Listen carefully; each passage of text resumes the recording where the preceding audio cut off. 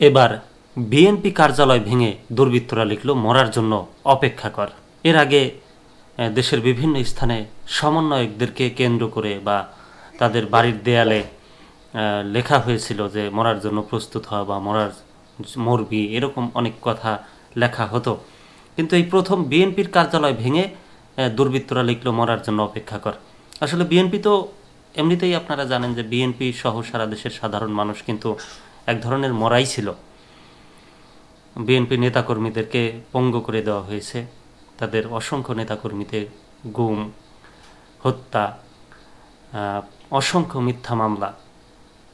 তারপরেও এখনও ক্ষমতায় আসে নাই বিএনপি, তাতেই লেখা শুরু করে দিয়েছে অনেকেই, বিএনপির কার্যালয় ভেঙে দুর্বৃত্তরা লিখল মরার জন্য অপেক্ষা কর। বিস্তারিত পড়ব দেশ রূপান্তরের খবর। নরসিংদীর রায়পুরায় বিএনপি কার্যালয়ে ভাঙচুর করে আগুন দিয়েছে দুর্বৃত্তরা। এ সময় তারা দেয়ালে নানা হুমকি দিয়ে যায়।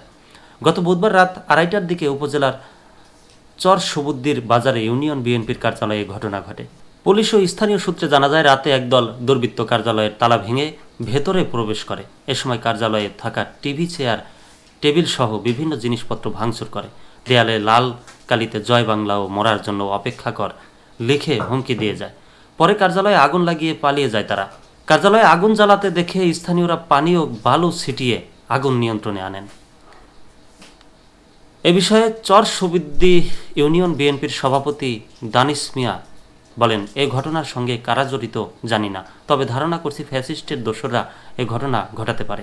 যারাই জড়িত থাকুক তাদের দ্রুত শনাক্ত করে শাস্তির দাবি করছি।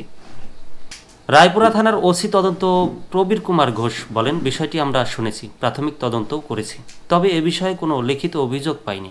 অভিযোগ পেলে তদন্ত করে আইনগত ব্যবস্থা গ্রহণ করা হবে।